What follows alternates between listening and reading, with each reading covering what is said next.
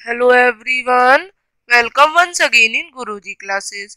बच्चों, आज हम शिक्षा निदेशालय राष्ट्रीय राजधानी क्षेत्र दिल्ली का आंकलन कार्य पत्र 5 हिंदी का कक्षा 8वीं का 11 अक्टूबर का करेंगे।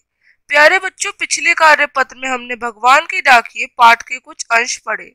आज हम इसमें उन्हीं अंशों में से कुछ प्रश्न करेंगे। ये विकल्पिक प्रश्न है, इसमें 4 विकल्प हैं। सही विकल्प को चुनकर उसके गोले में रंग भरने हैं।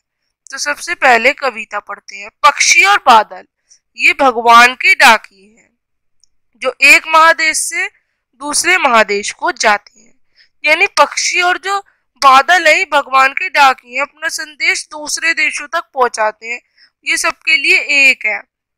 पक्षी पक्षी के लिए कोई सीमा नहीं होती, वो कहीं भी उड़ सकता है। इसी तरह से बादल होते हैं, वो भी कहीं भी बारिश कर सकते हैं।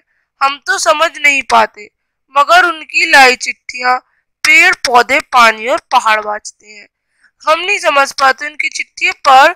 जो उनकी चिट्ठियां होती हैं उनको पेड़ पौधे पानी और पहाड़ समझते हैं और फिर अपनी प्रकृति के हिसाब से हम पर वो अप्लाई करते हैं।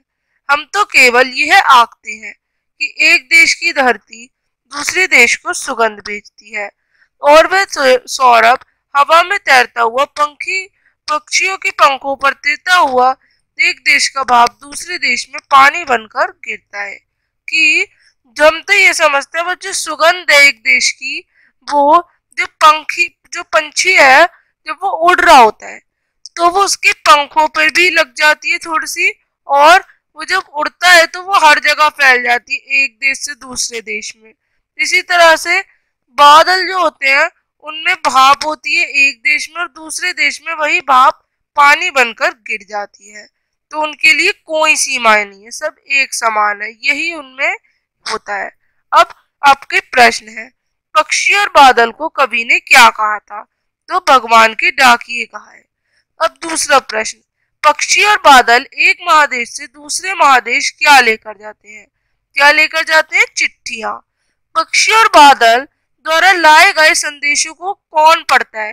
तो कौन पढ़ता है? पेड़ पौधे पहाड़ पानी सभी पढ़ते हैं। तो कौन सा ऑप्शन लगाएंगे आप सभी? ये सभी, द ऑप्शन। अब एक देश को धरती दूसरे देश को क्या भेजती है? क्या भेजती है? सुगंध। अब पांचवा, सुगंध हवा में तैरते हुए कहां पर तिरती है?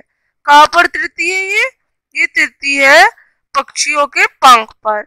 एक देश का डैश दूसरे देश में पानी बनकर गिरता है। एक देश का भाप दूसरे देश में पानी भरकर गिरता है।